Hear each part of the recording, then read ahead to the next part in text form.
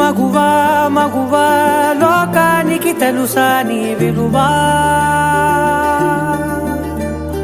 మగువా మగువా నీ సహనానికి సరిహద్దులు కలవా, అటు ఇటు అన్నింటా నువ్వే జగమంతా పరుగులు తీస్తావు ఇంట బయట, అలుపని రవ్వంతా అననే అనవంట వెలుగులు పూస్తావు వెళ్ళేదారంతా.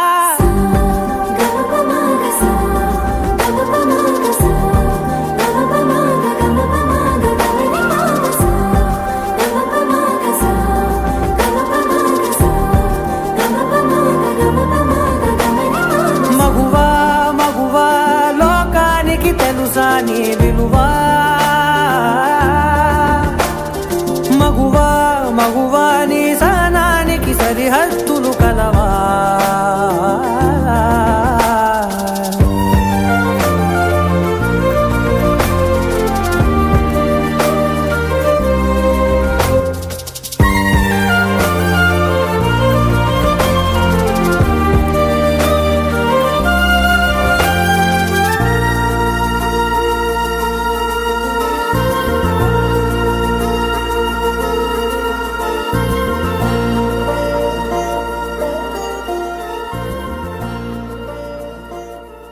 జనవరి 26, 2007 సంవత్సరంలో ఒక మహిళ విజయనగరం రైల్వే ప్లాట్ఫామ్ మీద ట్రైన్ ఎక్కుతూ పడిపోయింది.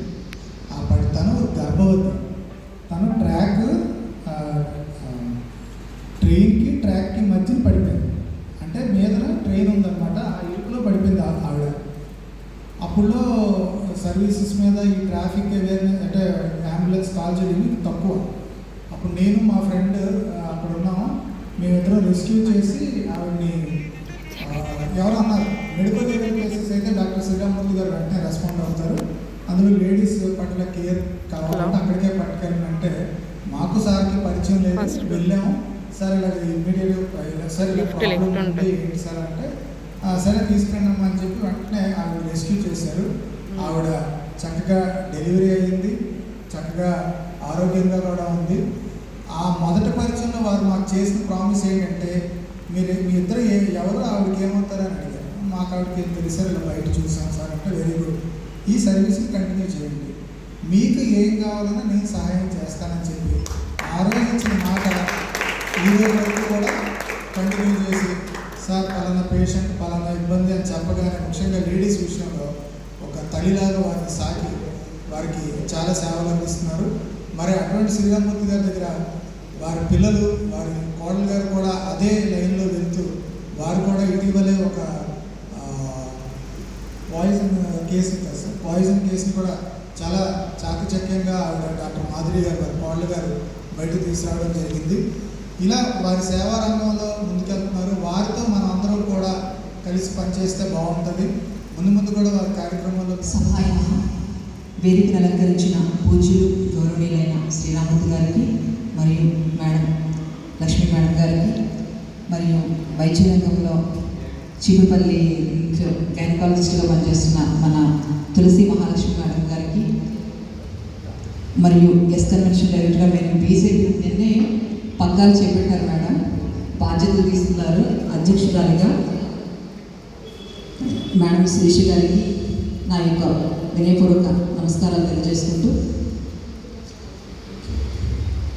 పరమ పావనమైన భారతావనియందు పరమ ముఖ్యంగా మనం దేనిలో అవకాశాల్లో సగం ఆకాశంలో సగం అనుకుంటున్నాం, కానీ అంతటా మనమే ఉన్నాం అన్నది ఒక్కటి గమనించాలని.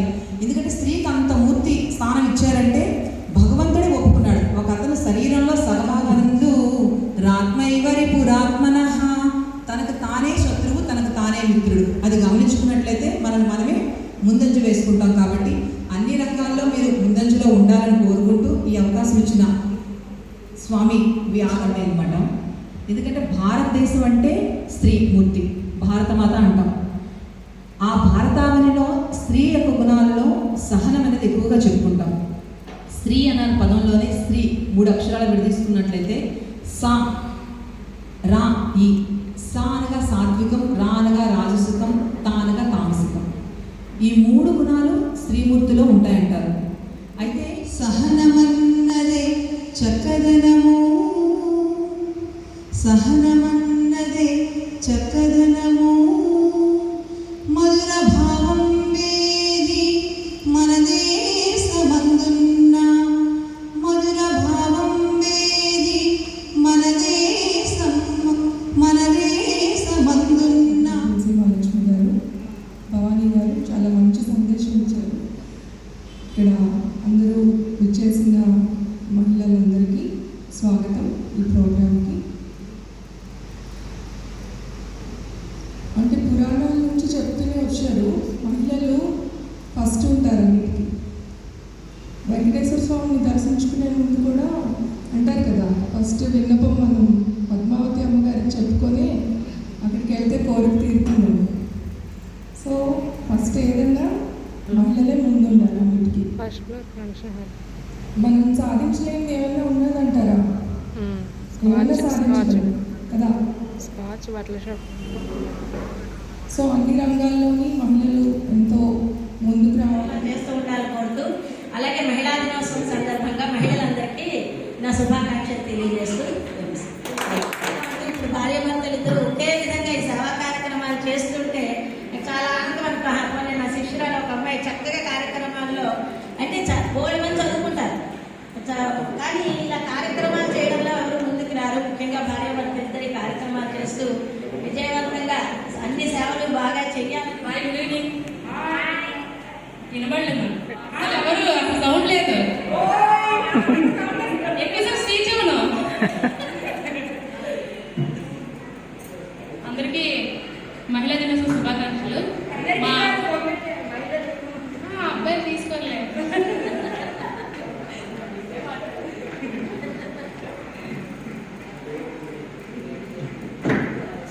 ఒక డైలాగ్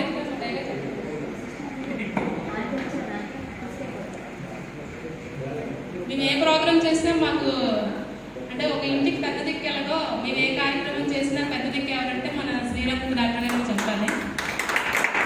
ఎందుకంటే ఏ ప్రోగ్రామ్ చేసినా సార్ బ్లెస్సింగ్ తీసుకుంటాం, హాస్పిటల్కి వెళ్తాను, నేను ఎప్పుడు వెళ్ళినా ఆయన కాల్కి దండం పెడతాను. ఒక తండ్రిలాగే నాకు కూడా అన్నా. ఇంకా చెప్పాలంటే పద్మనాభం సార్ మా గురూజీ గారు, ఆయన గైడ్లైన్స్ కూడా మేము చాలా తీసుకుంటాం. మా సంస్థ పెట్టామంటే ఆయన మాకు మా లోగోని తయారు చేశారు, విజయదుర్గ యూత్ సొసైటీ లోగోని. సక్సెస్ఫుల్గా ఇన్ని సంవత్సరాలు రన్ చేస్తున్నామంటే నా ఆయనకి శ్రీరాముడు సార్ ఉన్నారు, పద్మనాభం సార్ అలాగే ఉన్నారు. కొంచెం షాడోలో ఉంటారు సార్, ఇప్పుడు డైరెక్ట్గా రారు. అమ్మాయిలందరూ ఇప్పుడు చెప్పాలంటే మనమే ముందున్నాం అని చెప్పాలి, ఎందుకంటే అబ్బాయిలు వెనక్కే ఉన్నారు. ఏ విషయంలో కూడా అమ్మాయిలు తగ్గేదేలే, అంతనే కాదా? రండి మేడం కూర్చో. Okay, thank you sir. Thank you very much. స్పందిస్తాం. అన్ని రంగాల కార్యక్రమాలు బయటికి చెప్తాం, కానీ ఇవి ఎప్పుడు కూడా మేము పబ్లిష్ చేసుకోం, ఎందుకంటే అవి family matters, family related matters కాబట్టి. ముఖ్యంగా ఇది మేము చేయడానికి కారణం ఏంటంటే, నాకు చాలా దగ్గరైనటువంటి వ్యక్తి ఒక ఆమె ఒక ప్రాబ్లంలో ఇరుక్కున్నాం 2012లో. ఆ 12లో ప్రాబ్లంలో ఇరుక్కొని మాకు హెల్ప్ అడిగారు. మేము అందరిలాగే ఫ్యామిలీ గొడవలు, భార్యాభర్తలు గొడవలు అని చెప్పేసి మేము పెద్ద ఇంట్రెస్ట్ చూపించలేదు. ఆవిడ సూసైడ్ చేసుకున్నాం. ఆ తర్వాత మాకు రియలైజేషన్ వచ్చింది, మేము ఎన్ని చేసినా ఆవిడ ప్రాణాలు అయితే తీసుకురాలేము. ఆవిడ వాళ్ళ పాప మ్యారేజ్ కూడా మేము దగ్గరుండి చేసాం. అయితే మేము ఆ రోజు డిసైడ్ అయ్యాం, ఎన్ని కష్టాలు వచ్చినా, ముఖ్యంగా ఇటువంటి ఇష్యూస్లో మన మీద నిందలు మాత్రమే వస్తాయి. అటువంటి నిందలకి కూడా మనం వెరంటే వాళ్ళు most precious thing in the world అని నేనైతే నమ్ముతాను. ఎందుకంటే సృష్టికి మరొక సృష్టి తేగలిగినటువంటి కేవలం మహిళలు మాత్రమే.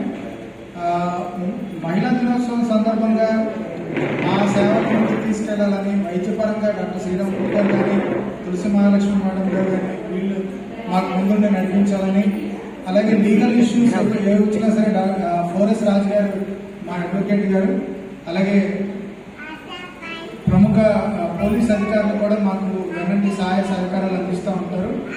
మేము ఈ కార్యక్రమాలు చేపట్టడంలో మాకు చాలా ఇబ్బందులు లేదా సవాళ్ళు ఎదుర్కొన్నాం. అయినప్పటికీ కూడా మేము మొండిగా ఎందుకు వెళ్తున్నాం అంటే, ఇప్పుడు కూడా ఒక ఇష్యూ నర్సీపట్నంలో జరుగుతుంది. దానికి సంబంధించి నేను ఆఫీస్కి సెలవు పెట్టి కూడా ఆ కేసు ఫాలో అప్ చేస్తాను. దానికి కారణం ఏంటంటే,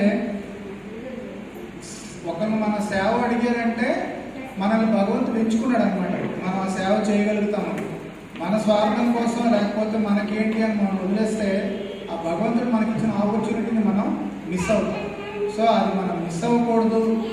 ఏ రకంగా కూడా ఆ సేవను సద్వినియోగం చేసుకోవాలి అంటే మనం ఇచ్చిన అవకాశాన్ని ఉపయోగించుకొని దేవుడు మనకి ఇచ్చిన అవకాశాన్ని మనం ముందుకు తీసుకెళ్ళాలి.